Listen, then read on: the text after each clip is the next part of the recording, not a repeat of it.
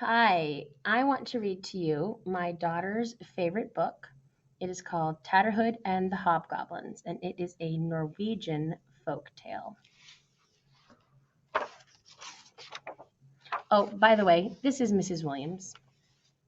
Tatterhood and the Hobgoblins by Lauren Mills.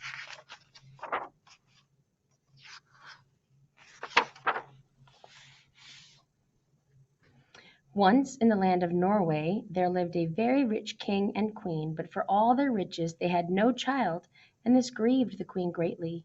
She spent her hours wandering through the empty palace halls, sighing, "If only I could bear a child, my life would not be so lonesome and dull." One day the queen wandered outside the palace walls, hoping to hear the laughter of children. As she stood near a mother playing with her young ones, a beggar girl, dressed in tattered clothing, approached her. She tugged on the queen's sleeve and said, "If the queen would please give me something to eat, I would tell her how she may have what she most desires." "How could a dirty beggar girl know the queen's thoughts?" snapped the queen, smoothing out her gown where the child had touched it. "A child of your own is what you most desire," said the beggar girl, "and I can tell you how you may have one." The queen was doubtful, but she gave the beggar girl a biscuit and listened to what she said.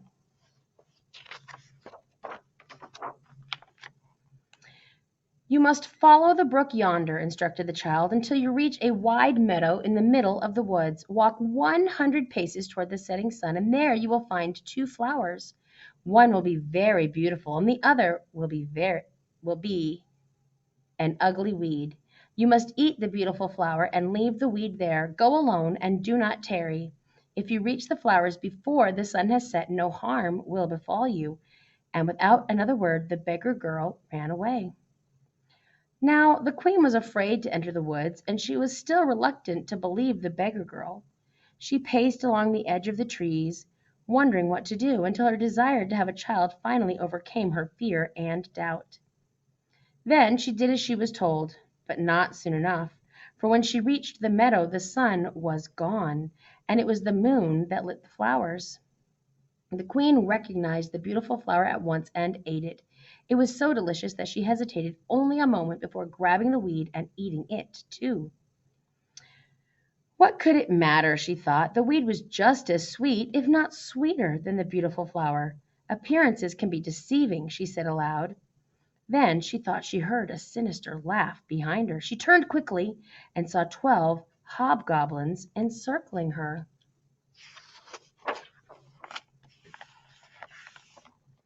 The queen fell to her knees. "Oh, please spare my life," she begged. "That we will if you give us one gift," growled the leader. The queen gladly agreed and began twisting her wedding ring off her finger. The hobgoblins stopped her. "That is not the gift we want. Now listen, you will have two daughters, for we have seen what you have done. One will be very tame and beautiful, and the other will be wild and strange. Bring the wild and strange one here to us on her 12th birthday." The queen nodded her agreement. "Now be gone," the hobgoblin yelled, and he gave the queen a push that sent her running back to the palace faster than any bird could fly. The hobgoblins had so frightened the queen that she was too afraid to speak of them even to the king. And when she discovered that she was truly going to have twins, her joy pushed the demons out of her mind altogether. Finally the time came for the queen to give birth. When the first daughter was born, she did not cry as any normal babe would. She giggled and exclaimed, "Mama," when she saw the queen. "If I'm your mamma," gasped the queen, "may the good Lord give me grace to mend my ways."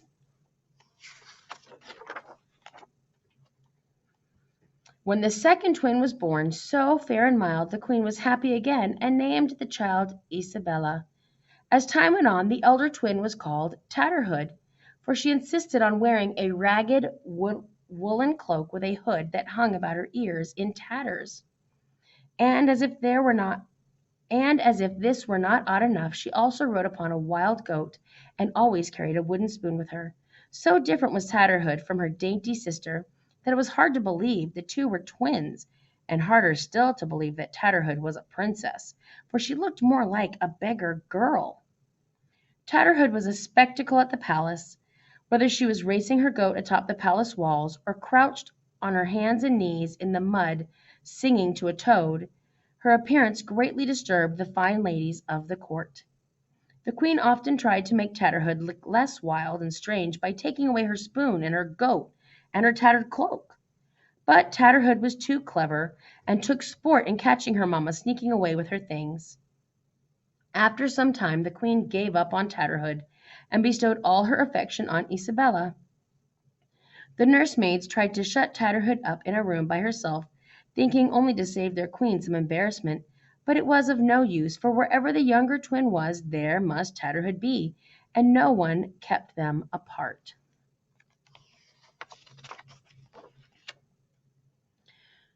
When the twins' 12th birthday came, the queen, remembering her promise to the hobgoblins, was full of dread as she looked upon her two daughters playing together in the garden.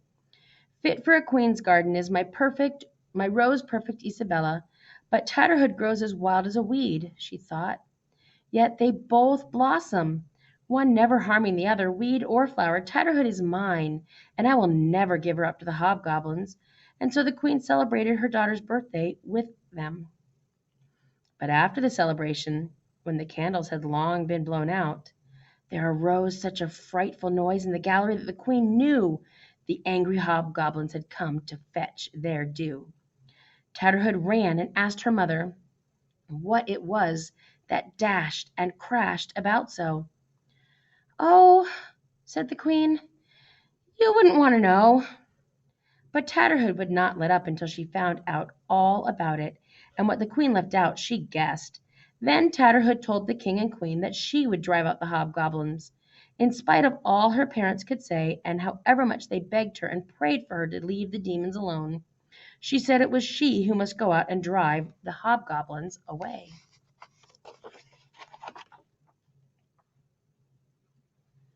Tatterhood grabbed her wooden spoon.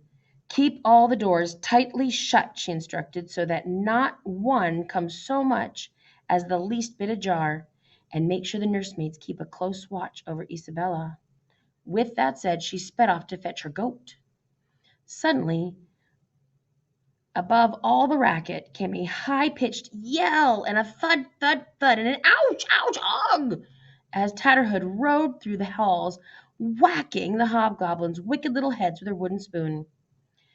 Now, just how it happened no one could say, but somehow or other, in the midst of all the whacking, one of the doors did get the least bit ajar, and Isabella snuck away from her nursemaids, who all had hidden themselves under mounds of pillows.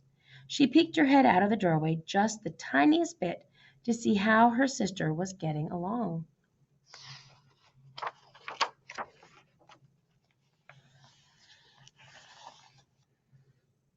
But just then, whoosh! Off came Isabella's head, and on came a calf's head in its place. The hobgoblins cried out triumphantly and disappeared through the palace gates with Isabella's proper head. When Tatterhood returned, she saw her poor sister on all fours, bellowing, "Moo!" Tatterhood shook her spoon at the irresponsible nursemaids. "And just what do you think of your heedlessness now that my sister has been turned into a calf? I suppose there's only one thing left to do if I am to set my sister free. I must go to the island of the hobgoblins." Then she asked the king and queen for a ship in full trim, well fitted with stores, but captains and sailors she wouldn't hear of. No, Tatterhood insisted on sailing away with only her sister, and there was no use holding her back, for after Isabella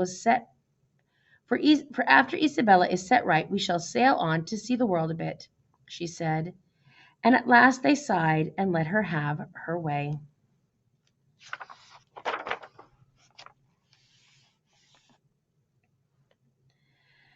The two sailed all through the night with cold waves crashing across the deck, but Tatterhood did not tire.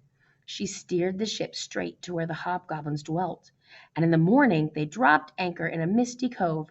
"Stay here, Isabella, and ready the sails." Isabella nudged her sister's chin and mooed softly. Tatterhood rode her goat unseen through a bog. A narrow pathway led up the rocky hillside to the hobgoblins' meeting house, and from the window she could see them celebrating. Isabella's head was on the mantel, looking very worried. With a shrill war cry, "Ay-ya!" Tatterhood charged her goat through the open window, snapped up Isabella's head, and rode right through the other window and down the hillside. The hobgoblins scurried close behind and surrounded her in a thick mob. Tatterhood bonked head after head with her wooden spoon, while her goat snorted, butted with its horns, and kicked its hooves, until at last they were free of the horrible demons. Isabella hoisted the sails just as the goat leapt onto the ship with Tatterhood on its back. Then, poof! The calf's head vanished, and Isabella stood with her proper head just as beautiful as before. The two sisters laughed and hugged and danced in circles as the hobgoblins cried and stomped their grimy feet and shook their grimy little fists, all at the water's edge.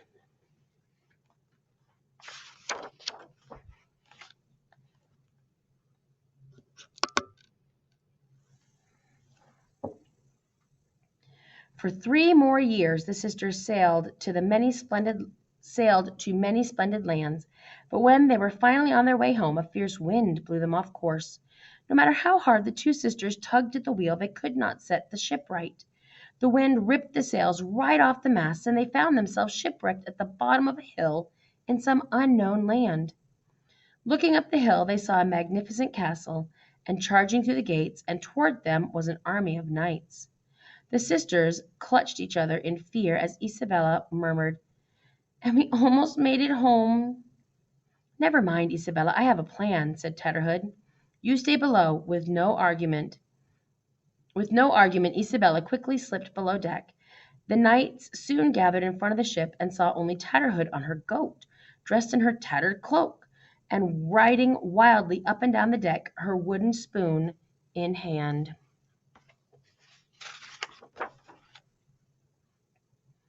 The knights had never seen anything like it, and were all amazed at the sight. They asked her, "Are there more of you?" Without stopping, Tatterhood answered, "Yes, my sister is below." "Let us see her too," they said. "No, she will only be seen if the king himself comes forward," answered Tatterhood, her hair streaming behind her. One knight boldly stepped forward. "I am the prince and brother to the king. You may answer to me." Tatterhood haltered her goat. "My answer is, fetch your brother if you wish to see my sister." The other knights grumbled, but the prince rode off to fetch his brother. Once the king was standing in front of the ship, Tatterhood called for Isabella to come up on deck. The king immediately fell in love with the beautiful Isabella and asked her to marry him. Isabella herself was stricken with love, but politely replied, "I could not think of marrying you unless Tatterhood marries your brother." The crowd gasped in horror at the thought of their handsome prince marrying such a wild thing as Tatterhood, but Tatterhood spoke up. "I will have nothing to do with marrying a prince, but I will ride next to him at your wedding, Isabella."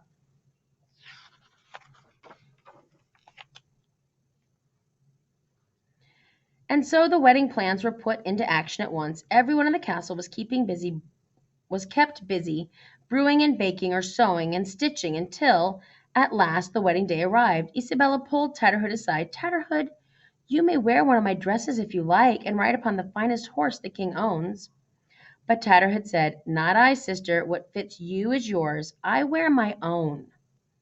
There was nothing more said between the two except for wishes of well-being, with hugs and kisses.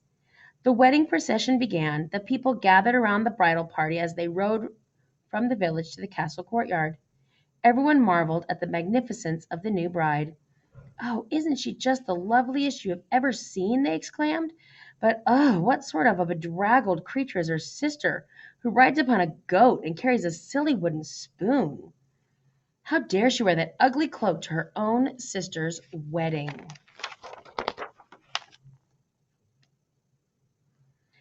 The townspeople shook their heads and snickered. Not so softly, either, as Tatterhood rode past them with the prince by her side.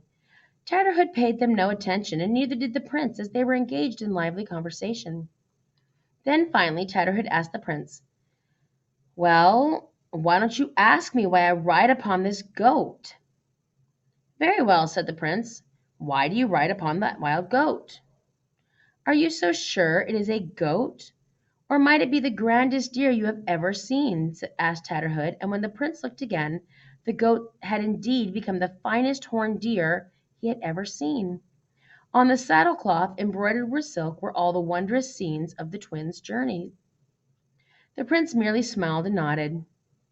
They rode on a bit, this time without conversation, as the prince mused over the scenes on the embroidered cloth. After much silence, Tatterhood asked him, "Why don't you ask me why I carry this silly wooden spoon?" So the prince asked, "Why do you carry that silly wooden spoon?" "Oh, is it a silly wooden spoon? Why, it's the loveliest mahogany wand a princess ever bore."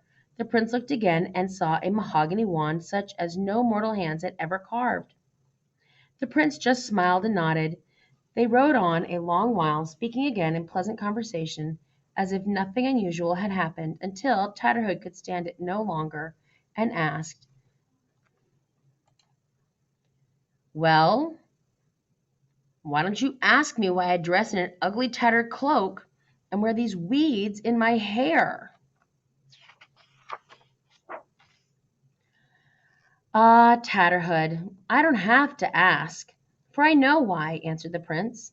Tatterhood tried to wait patiently for the prince to explain, but he remained silent. "Well, why is it then?" she finally asked. "You wear them simply because you have chosen to. You have the power to appear however you wish. When you want to look like a beautiful princess, you will, but only when you are ready. So, you see, it matters very little what anyone else thinks," said the prince.